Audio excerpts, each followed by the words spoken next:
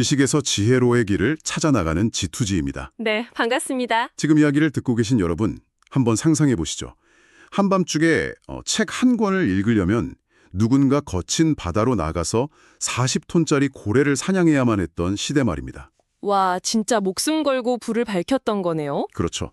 불과 150여 년 전만 해도 인류가 어둠을 밝히는 방식은 그토록 유연하고 또 엄청나게 비효율적이었습니다. 고래 기름값이 천정부지로 치솟았던 시기였으니까요. 네네. 하지만 땅속에서 솟아나는 끈적한 검은 액체가 그 모든 것을 완전히 바꿨습니다. 그리고 단 한 명의 남자가 이 액체를 통제하는 자가 곧 세상을 지배할 것임을 깨달았죠. 그 액체가 바로 석유, 검은 황금이죠. 맞습니다. 오늘 우리가 깊게 파헤쳐 볼 자료는 역사상 최초의 억만장자이자 오늘날 우리가 숨쉬듯 자연스럽게 경험하는 현대 자본주의라는 이 거대한 기계, 그 기계의 뼈대를 직접 설계한 사나이, 존 디 록젤러에 대한 기록입니다. 기대가 됩니다. 사실 이 주제는 그냥 단순한 부자 이야기가 아니거든요. 네, 그가 남긴 수많은 기록 중에서도 이 한마디가 오늘의 여정을 완벽하게 요약해주는 것 같습니다. 오일은 세상을 비추는 빛이 될 것이다. 정말 엄청난 선언이죠. 하지만 오늘 저희가 이 자료들을 파헤쳐보는 목적은 단순히 한 억만장자가 어떻게 돈을 벌었나 그 기술을 나열하려는 게 아닙니다. 그럼요. 더 깊은 구조를 봐야죠. 맞습니다. 록펠러라는 이 거대한 렌즈를 통해서 경쟁과 독점, 비용 통제, 그리고 인프라 장악이라는 현대 자본주의의 핵심 작동 원리가 어떻게 처음 맞물려 돌아가기 시작했는지 그 메커니즘 자체를 추적해 보려는 겁니다. 그러니까 그 톱니바퀴가 처음 돌아가기 시작한 무대 배경부터 우리가 짚어봐야 할 텐데요. 그러니까 19세기 중후반의 미국은 그야말로 폭발하기 일보 직전의 거대한 압력솥 같은 시대였더라고요. 인구 증가세만 봐도 미쳤죠. 1850년대에 2,300만 명이던 인구가 1910년대에 이르자 1억 명으로 폭증합니다. 와, 1억 명이요? 길거리에 나갈 때마다 매일 새로운 사람들이 막 쏟아져 나오는 수준이었겠네요. 네, 상상이 안 될 정도죠. 거기에다가 대륙의 동쪽 끝과 서쪽 끝을 핏줄처럼 연결하는 거대한 철도 네트워크가 쫙 깔리기 시작했습니다. 약간 거대한 산업혁명의 방아쇠가 당겨진 거네요. 정확합니다. 인구가 4배 가까이 늘었다는 건 막대한 노동력이 생겨났다는 뜻인 동시에 무언가를 미친 듯이 소비할 거대한 내수시장이 열렸다는 의미거든요. 그리고 철도는 이 거대한 시장에 피를 공급하는 혈관 역할을 했을 거고요. 맞아요. 하지만 이 완벽하게 세팅된 무대에 결정적으로 부족한 게 딱 하나 있었습니다. 아까 호스트님이 말씀하신 그 고래잡이와 연결되는데요. 아, 밤을 밝힐 연료요. 네, 고래 기름이 고갈되면서 가격이 정말 감당 안 될 정도로 치솟고 있었어요. 사람들은 필사적으로 대체제를 찾고 있었고 바로 그때 펜실베니아의 진흙탕 속에서 조명용으로 정제할 수 있는 석유가 터져 나온 겁니다. 와, 타이밍 진짜 기가 막히네요. 그러니까 역사상 가장 거대한 무대가 딱 지어졌고 1억 명이라는 엄청난 관객이 입장에서 불이 쳐지기를 기다리고 있는데 마침 철도라는 완벽한 이동수단이랑 석유라는 마법의 소품이 무대 위에 깍 세팅된 거잖아요. 그 비유가 아주 찰떡입니다. 누군가 이 세 가지, 노동력, 인프라, 신소재를 하나로 볶기만 하면 완전히 새로운 제국을 세울 수 있는 완벽한 타이밍이었던 거죠. 록펠러는 그 기회를 본능적으로 냄새 맡은 거군요. 네, 근데 록펠러는 아주 독특한 접근을 합니다. 그는 석유를 캐내는 불확실한 도박, 그러니까 채굴 자체에는 별로 관심이 없었어요. 진짜요? 기름을 튀어야 돈을 버는 거 아닌가요? 보통은 그렇게 생각하죠. 하지만 록펠러는 캐낸 석유를 상품으로 만드는 정유 과정, 그리고 그것을 시장에 유통하는 과정 전체를 통제하면 생태계의 최고 포식자가 될 수 있다는 걸 꿰뚫어 본 겁니다. 아, 채굴은 리스크가 크니까 안전하고 확실하게 중간 길목을 다 장악하겠다는 거네요. 그 포식자의 첫 번째 둥지가 바로 1870년에 설립된 스탠다드 오일이었고요. 맞습니다. 당시 스탠다드 오일의 운영 방식을 자료에서 뜯어보면 참, 효율성에 대한 광기마저 느껴져요. 저도 자료 보고 소름 돋았습니다. 이른바 수직적 통합 전략이잖아요. 흔히 정유회사라고 하면 남이 파는 빈 기름통을 사와서 거기다 기름을 담아 팔 텐데 록펠러는 어떻게 했죠? 아예 참나물 숲을 통째로 사버립니다. 숲을요? 기름회사가요? 네, 나무를 직접 베어서 배런에 만들고 심지어 석유를 나르는 철도 차량까지 전부 자기 돈으로 사들여서 자체 소유했어요. 그러니까 식당으로 치면 요리만 하는 게 아니라 식재료를 기르는 농장도 사고 배달하는 트럭까지 전부 사들여서 외부로 빠져나가는 수수료를 단 1원도 없게 만든 거잖아요. 맞아요. 핵심은 단순히 돈을 아꼈다는 데 있는 게 아닙니다. 아낀 그 돈을 엄청난 무기로 변환시켰다는 게 중요하죠. 수직적 통합을 통해서 외부로 새는 마진을 전부 차단해 버리니까. 생산 단가가 엄청나게 떨어졌겠네요. 네, 경쟁사들이 도저히 따라올 수 없는 수준까지 단가가 내려갑니다. 게다가 1869년 기준으로 이미 전 세계 석유 생산량의 10%에 달하는 하루 1,500배럴을 처리하고 있었거든요. 압도적인 규모의 경제를 이룬 거죠. 거기에 제가 진짜 놀랬던 건 버려지는 찌꺼기까지 전부 돈으로 바꿨다는 거예요. 아, 그 부분도 정말 대단하죠. 보통 황산이나 타르 같은 폐기물들은 어떻게 처리했나요? 다른 업자들은 그냥 강물에 몰래 내다 버렸잖아요. 근데 록펠러는 그걸 다 연구실로 가져가서 윤활유, 파라핀 왁스, 심지어 우리가 요즘도 잘 아는 바셀린 같은 제품으로 100% 가공해서 팔았더라고요. 효율성을 그야말로 극한까지 쥐어짜낸 겁니다. 아니 이 정도 원가 경쟁력이면 사실 시장에서 질려야 질 수가 없는 거 아닌가요? 다른 회사들은 잽도 안 될 텐데요. 일반적인 시장이라면 그것만으로도 충분히 1등을 하고 끝났겠죠.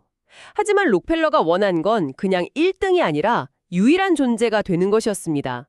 시장 전체를 완전히 독식하기 위해서 그는 아주 차가운 무기를 꺼내듭니다. 아, 운송비를 인질로 잡은 그 전략 말씀이시군요. 당시 정유업자들의 숨통을 쥐고 있던 최대 약점이었잖아요. 배보다 배꼽이 더 크다고 기차로 기름을 나르는 운임이 너무 비쌌으니까요. 맞습니다. 여기서 우리는 철도 산업의 뼈대를 이해해야 합니다. 철도는 선로를 깔고 기차를 유지하는데 엄청난 고정 비용이 들어가거든요. 화물칸이 텅 비어있든 가득 차 있든 기차 한 번 굴리는데 드는 돈은 비슷해요. 아, 그렇겠네요.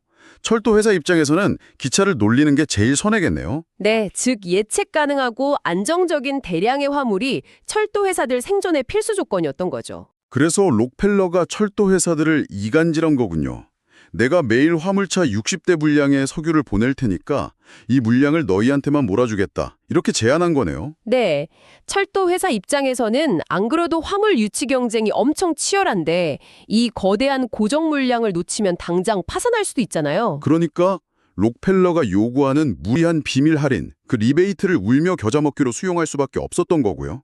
할인을 무려 75%까지 받았다고요? 엄청난 수치죠. 하지만 리베이트보다 더 무서운 진짜 비밀 무기가 하나 더 있었습니다. 혹시 드롭백 시스템이라고 들어보셨나요? 네, 저 그거 보고 진짜 입이 떡 벌어졌습니다.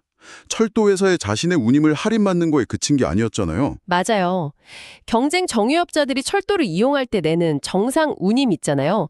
그 정상 운임의 일정 비율마저 록펠러 자기 주머니로 쏙 들어오게 만들었습니다. 잠깐만요. 그러니까 제가 록펠러의 경쟁자라고 한번 쳐볼게요. 제가 기차에 기름을 싣고 1달러를 낼 때마다 철도 회사가 그 1달러 중에서 25센트를 떼어서 제 경쟁자인 록펠러한테 몰래 갖다 바쳤다는 건가요? 정확히 그겁니다. 와, 이게 무슨 말도 안 되는, 내가 열심히 밤새와 일해서 기름을 팔면 팔수록 내 최대 경쟁자와 금고에 돈이 쌓이는 구조잖아요. 네, 영세 정유업자들은 아무리 발버둥을 쳐도 시작부터 게임이 안 되는 거였죠. 이건 뭐 기울어진 운동장 정도가 아니라 아예 절벽 아래로 냅다 밀려나고 있었던 겁니다. 진짜 등골이 서늘해지는 전략입니다. 단순한 비용 우위를 넘어서 구조적인 학살을 세팅해둔 거나 다름없네요. 네, 그리고 이렇게 완벽하게 판을 짜놓은 뒤에야 본격적인 사냥을 시작합니다. 그 과정을 보면 무자비한 포식자 그 자체예요. 어떻게 사냥을 했나요? 첫 번째 단계로 남부개선회사라는 비밀 카르텔을 조직합니다. 그리고 시장에 엄청난 공포를 조성하죠. 아, 조만간 철도 운임이 2배로 뻥 튀게 될 거라는 소문을 쫙 퍼뜨린 그 사건이군요. 영세업자들은 당연히 패닉에 빠졌겠네요. 네, 그 극도의 공포 상태가 바로 록펠러가 노린 완벽한 타겟팅 무대였습니다. 그는 무작정 약한 자들부터 짓밟지 않았어요. 어떻게 했는지 아시나요? 가장 큰 놈부터 쳤죠. 클리블랜드에서 가장 규모가 크고 강력한 경쟁자를 제일 먼저 찾아갔다고 자료에 나오더라고요. 맞습니다. 찾아가서 말없이 스탠다드 오일의 장부를 딱 펼쳐 보여줍니다. 자신의 그 압도적인 원가 절감 내역, 그리고 철도 운임 할인율을 두 눈으로 직접 확인시켜준 겁니다. 와, 그러니까 이게 내 생산 단가다. 너희가 아무리 밤낮으로 뼈 빠지게 해봤자 이 가격엔 절대 못 맞춘다. 피 흘리면서 다 같이 죽을래? 아니면 곱게 내 우산 미끼로 들어올래? 이렇게 증명해버린 거군요. 네, 저항이 무의미하다는 걸 수치로 폭격해버린 거죠. 제일 세고 큰 놈이 장부를 보고 새파랗게 질려서 백기를 들어버리니까 나머지 영세업체들은 어떻게 됐겠어요? 추풍낙엽처럼 우수수 무너졌겠죠. 그 결과 1872년에 단 3개월 만에 클리블랜드에 있던 경쟁적 회사 26개 중에 무려 22개를 흡수해버렸다고요. 와, 단 3개월 만에요. 엄청난 속도죠. 정말 이 놀랍고 압도적인 흡수력을 보니까 저희 G2G 채널도 이렇게 무섭게 성장하고 싶다는 엉뚱한 상상을 잠깐 하게 되는데요. 지금 이 심층 탐구를 함께하고 계신 여러분, G2G의 지식 여정이 흥미로우시다면 지금 바로 구독과 좋아요를 살짝 눌러주시길 부탁드립니다. 여러분의 클릭이 더 좋은 지식의 길을 만듭니다. 네, 꼭 부탁드립니다. 트인, 하루 1만 배럴을 처리하는 진짜 거대한 괴물로 성장했습니다. 맞습니다. 그런데 여기서 우리는 아주 흥미롭고 팽팽한 두 가지 역사적 시선과 마주하게 됩니다. 오늘 저희는 어느 한쪽의 편을 절대 들지 않고 이 괴물 같은 성장을 당대 사람들이 어떻게 바라보았는지 그 양극단의 관점을 있는 그대로 살펴볼 텐데요. 네네. 한쪽에는 공포에 질린 대중과 완전히 파선해버린 경쟁자들의 시선이 있죠. 그들은 록펠러를 자본주의가 낳은 괴물 히드라라고 불렀습니다. 머리를 하나 자르면 두 개가 피어나는 그 끔찍한 괴물 말입니다. 왜 그런 끔찍한 별명이 붙었을까요? 방금 저희가 얘기한 것처럼 철도망을 인질로 잡고 드로백 같은 은밀한 착취 구조로 경쟁자를 강제로 퇴출시켰잖아요. 절망에 빠진 사람들이 평생 일군 자산을 헐값에 강탈해간 아주 악랄하고 불법적인 독점가라는 비판인 거죠. 충분히 일리가 있는 시각입니다. 반면에 록펠러 자신과 그를 옹호하는 입장은 전해서 달렸어요. 그들은 스탠다드 오일을 파멸의 홍수 속에서 산업 전체를 구원한 방주라고 주장했습니다. 방주요? 노아에 방주할 때 그 방주요? 네, 당시 초기 석유 산업 분위기를 보면 그 말이 약간 이해도 되는 게 오늘날의 코인 시장 뺨칠 정도로 극도의 투기판이었습니다. 누구나 그냥 우물 파고 기름 나오면 시장에 막 쏟아냈어요. 아, 공급 조절이 아예 안 됐겠네요. 그렇죠. 그래서 가격이 배럴당 10달러에서 10센트까지 미친 듯이 널뛰기를 했습니다. 록펠러는 이런 과당 경쟁을 통제불능의 질병으로 봤어요. 아, 그래서 자신이 시장을 싹 다 독점하고 가격을 철저하게 통제함으로써 이 미쳐 돌아가는 산업을 안정화시켰다. 이런 논리군요. 네. 결과적으로 대중에게 아주 안전하고 값싼 조명을 제공했고 수만 개의 일자리를 창출했다고 록펠러는 굳게 믿었습니다. 자기가 무질서를 끝냈다고요. 무자비한 착취자인가 아니면 무질서를 끝낸 구원자인가? 참 어렵네요. 이 질문에 대한 판단은 이 이야기를 듣고 계신 여러분의 몫으로 남겨두겠습니다. 어쨌든 이 거대한 제국의 위협을 느낀 세력들이 가만히 구경만 하진 않았더라고요. 네. 어제의 동지였던 철도 회사들이 반기를 들고 일어납니다. 스탠다드 오일이 덩치가 너무 커졌다. 이러다간 오히려 우리가 통제권을 뺏기겠다. 이렇게 생각한 거죠. 그래서 펜실베니아 철도 회사가 직접 정유소를 인수하면서 록펠러한테 선전포고를 하잖아요. 야, 우리 이제 네 기름 안 실어줄 거야 하면서요. 이거는 록펠러 입장에서는 숨통을 조이는 아주 치명적인 위협이었어요. 물류의 핵심인 철도 회사가 운송망 자체를 끊어버리겠다고 나선 거니까요. 근데 여기서 록펠러가 내놓은 해법이 또 뭐랄까 시장의 룰 자체를 파괴하는 거였습니다. 저 진짜 이 대목에서 소름 돋았습니다. 기차가 안 실어준다고? 그래, 그럼 기차를 아예 지도에서 지워버리겠다 이거잖아요. 네, 땅속으로 수천 마일에 달하는 독립적인 송유관, 즉 파이프라인 네트워크를 자비로 그냥 건설해버립니다. 진짜 상상을 초월하는 실행력이에요. 택배 회사가 배송비 올려받겠다고 막 갑질을 하니까 아예 전국에 자신만의 전용 지하 도로망을 뚫어버린 거잖아요. 물리적인 한계를 완전히 우회해버린 이 반격 엄청나네요. 이 파이프라인 건설 때문에 물류의 물리학 자체가 완전히 변해버렸습니다. 물리학이 변했다고요? 기차는 한 번에 실어 나르고 다시 빈 차로 돌아와야 하잖아요. 근데 파이프라인은 어떤가요? 24시간 1년 내내 멈추지 않고 계속 기름이 흘러가겠네요. 맞습니다. 효율성 면에서 아예 상대가 되지 않았죠. 결과적으로 1879년에 이르자 스탠다드 오일은 미국 내 정유 용량의 90%를 장악한 건 물론이고 국가 파이프라인 시스템 전체를 완전히 지배해버립니다. 와, 배송망까지 자기 혼자 90%를 장악했다면 물리적인 인프라 경쟁에서는 더 이상 적수가 없는 말 그대로 무적의 제국이 완성된 거네요. 이 정도면 진짜 아무도 그를 막을 수 없는 통제 불능 상태 아닌가요? 게임 끝난 것 같은데. 물리적인 장벽은 다 부셨지만 보이지 않는 아주 거대한 장벽 하나가 남아 있었습니다. 바로 미국의 법이었죠. 아, 법적 장애물이 있었군요. 네, 당시 주법은 한 주에 설립된 기업이 다른 주에 있는 자회사를 소유하는 것을 엄격하게 금지하고 있었거든요. 근데 스탠다드 오일 덩치가 워낙 커져서 전국에 41개의 독립된 회사가 흩어져 있는데 이걸 오하이오주에 있는 본사가 합법적으로 묶어서 지휘할 방법이 없었던 겁니다. 그러니까 전국에 흩어진 자기 군대들을 한 명의 장군이 지휘하면 불법이 되는 아주 골치 아픈 상황이었군요. 여기서 록펠러 변호사들이 머리를 써서 고안해낸 기상천외한 구조가 바로 1882년에 나온 스탠다드 오일 트러스트잖아요. 네, 이 구조가 정말 기가 막힙니다. 록펠러를 포함한 단 9명의 수탁자들이 전국 41개 회사 주주들로부터 주식을 싹 넘겨받습니다. 그 대신 트러스트 증서라는 걸 발급해줬죠. 이거 완전 법적인 투명망토를 두른 셈이네요. 서류상으로는 41개 회사들이 각기 다른 주에서 독립적으로 합법적으로 운영되는 것처럼 보이잖아요. 그렇죠. 하지만 실제로는 그 9명의 수탁자가 뉴욕의 한 사무실에 모여 앉아서 전국의 석유 가격과 생산량을 단일 두뇌처럼 조종했던 겁니다. 물리적 파이프라인으로 전국을 묶더니 이번엔 법률적이고 구조적인 거대한 파이프라인마저 새롭게 창조해낸 거네요. 록펠러의 체계적인 설계 능력이 진짜 무섭습니다. 이 꼼수에 가까운 혁신적 우회 구조가 얼마나 파급력이 컸는지 아시나요? 훗날 트러스트라는 단어 자체가 아예 독점이라는 단어의 동의어가 되어버렸습니다. 와, 명사 자체를 바꿔버린 거네요. 하지만 뭐 영원한 제국은 없다고들 하잖아요. 법망까지 다 피해서 완벽한 철옹성을 쌓았다고 생각했는데 이번엔 시대의 흐름 자체가 변하기 시작하더라고요. 네, 1882년에 토머스 에디슨이 백열전구를 발명합니다. 록펠러 입장에선 진짜 등골이 서늘해지는 위기였겠네요. 스탠다드 오일 제국의 본질은 결국 세상을 밝히는 조명용 기름을 파는 거였으니까요. 맞아요. 사람들이 성냥 대신 스위치 하나만 띡 누르면 밤이 밝아지기 시작하는데 수십 년간 피땀 흘려 쌓아온 제국이 하루아침에 무너질 판이었죠. 설상가상으로 유럽에서는 그 유명한 로스차일드가, 또 러시아에서는 노벨 형제가 석유를 막 퍼올리기 시작했고, 아시아에서는 훗날 로열 더치 쉘이 되는 경쟁자들까지 치고 올라오고 있었고요. 그야말로 사면초가였습니다. 근데 여기서 록펠러의 선구안이 다시 한번 미친 듯이 빛을 발합니다. 그는 무너져가는 조명시장에 억지로 미련을 두지 않아요. 시선을 완전히 다른 곳으로 싹 돌려버립니다. 때마침 헨리 포드가 모델 T를 출시하면서 내연기관 자동차 시대의 막이 오르고 있었잖아요. 저는 여기서 소름이 돋았던 게 초창기에 록펠러가 쓸모없는 폐기물로 취급해서 강물에 막 버리기도 했던 그 휘발성 가은 찌꺼기 있잖아요. 네, 가솔린이죠. 맞아요.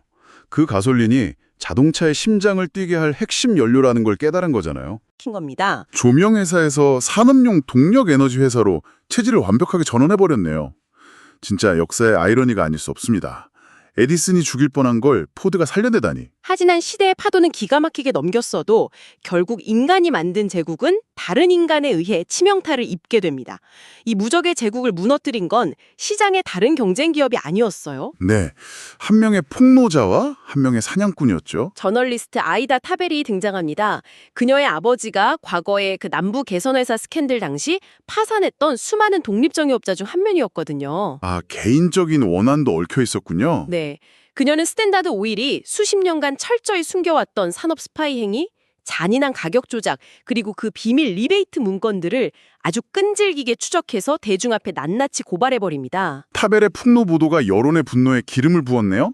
그리고 이 성남 민심을 등에 업고 등장한 인물이 바로 트러스트 사냥꾼, 시오더 루스벨트 대통령이었고요. 루스벨트는 셔먼 반독점법이라는 칼을 뽑아들고 스탠다드 오일 해체 소송에 돌입합니다. 거대 자본과 국가 권력의 진짜 정면 승부했죠. 기나긴 법정 공방 끝에 1911년 마침내 미 연방 대법원은 스탠다드 오일을 34개의 독립된 회사로 강제 분할하라는 역사적인 판결을 내립니다. 이때 쪼개진 34개의 조각들이 훗날 우리가 잘 아는 엑슨, 모빌, 쉐브론 같은 글로벌 에너지 거인들의 전신이 되는 거군요. 네. 국가가 초거대 독점을 강제로 깨부수고 시장의 경쟁을 복원시킨 자본주의 역사상 가장 상징적인 순간이었습니다. 그런데요, 저는 자료를 보면서 이 이야기의 결말이 자본주의 역사상 가장 기막힌 아이러니라고 생각했습니다. 상식적으로 대법원 판결로 회사가 공중분해됐으면 당연히 록펠러는 빈털터리가 되거나 권력을 다 잃고 몰락해야 맞는 거잖아요. 그렇죠. 일반적인 상식으론 그렇습니다. 근데 현실은 정반대였잖아요. 오히려 이 회사 분할 명령이 록펠러를 상상조차 할 수 없는 엄청난 부자로 만들어버렸다는 게 진짜 어이가 없더라고요. 이유가 있습니다. 스탠다드 오일은 그동안 워낙 덩치가 거대하고 트러스트 구조가 복잡하게 얽혀 있어서 단 한 번도 장부가 투명하게 공개된 적이 없었어요. 월스트리트 전문가들조차 이 회사가 진짜 얼마짜린지 몰랐습니다. 근데 회사가 34개로 딱 쪼개지고 대중이 처음으로 그 알짜배기 독립회사들의 주식을 개별적으로 살 수 있게 되니까 네, 그제야 숨겨져 있던 파이프라인, 정유소 이런 개별 자산들의 진짜 가치가 시장에서 엄청나게 재평가받기 시작한 겁니다. 그래서 34개 기업 주가가 말 그대로 미친 듯이 폭등해버린 거군요. 당시에 록펠러는 해체된 모든 회사의 지분을 30%씩 꽉 쥐고 있었는데 주가가 미친 듯이 팽창하니까 그의 자산도 기하급수적으로 불어난 거고요. 맞습니다. 국가가 독점의 심장을 찌르려고 내리친 그 철퇴가 오히려 록펠러를 세계 최초의 공식적인 억만장자, 빌리어네어로 등극시키는 황금알을 낳는 거위가 되어버린 겁니다. 와, 경쟁을 복원하려는 국가의 개입이 오히려 독점가의 가치를 극대화시켜버렸다니 자본주의가 가진 진짜 복잡하고 역설적인 단면이네요. 네, 그게 이 역사가 보여주는 가장 위대한 아이러니죠. 자, 오늘 우리는 한 시대를 완전히 장악했던 존 디 록펠러의 세 가지 얼굴을 모두 만나봤습니다. 비밀 협약과 리베이트로 경쟁자를 잔인하게 질식시킨 무자비한 산업의 지배자. 네, 그리고 수직적 통합과 인프라 장악이라는 효율성의 극치를 통해서 미국 번영의 기틀을 마련한 자본주의의 설계자이기도 했죠. 맞습니다. 거기에 인생 후반부에는 그 막대한 부를 사회에 쏟아부어서 대학을 세우고 전염병을 퇴치하며 20세기 의학과 교육의 흐름 자체를 바꿔놓은 현대 자선의 아버지로서의 면모까지. 과도한 독점은 분명 시장을 왜곡하지만 동시에 그 극단적인 효율성 추구가 거대한 산업의 새로운 표준을 만들어내고 혁신을 앞당긴다는 딜레마. 이게 바로 록펠러라는 인물이 오늘날 우리에게 남긴 가장 큰 시사점일 겁니다. 오늘 이 여정을 마무리하면서 지금 이야기를 듣고 계신 여러분께 처음에 했던 그 질문을 다시 던져보고 싶습니다. 존 디 록펠러, 그는 자본주의가 낳은 괴물일까요? 아니면 혼돈을 끝내고 진보를 이끈 구원자일까요? 정답은 없겠지만 오늘날 우리가 일상적으로 누리는 거대 플랫폼 대기업들의 서비스나 그 독점 문제를 바라볼 때 아주 중요한 기준점이 될 것 같습니다. 맞습니다. 150년 전의 이 역사가 결코 낡은 옛날 이야기가 아니라는 걸 다시 한번 느끼네요. 마지막으로 이런 발칙한 상상을 해보면서 오늘의 심층 탐구를 마치겠습니다. 어떤 상상이죠? 만약 그 비용의 낭비를 병적으로 혐오하고 모든 것의 통제력을 갈망했던 록펠러가 19세기의 진흙탕 속이 아니라 오늘날 데이터와 플랫폼이 흐르는 21세기의 IT 생태계에 태어났다면 어땠을까요? 눈에 보이는 철도와 물리적인 파이프라인을 넘어서 21세기의 이 보이지 않는 데이터 파이프라인을 지배하며 그는 과연 지금 어떤 형태의 새로운 트러스트를 치밀하게 설계하고 있을까요? 그리고 그 거대한 톱니바퀴 속에서 우리는 어떤 역할을 하고 있을까요? 여러분의 생각은 어떠신가요? 늘 깨어있는 시선으로 세상을 바라보시길 바라며 저희는 다음 지식 여정에서 뵙겠습니다.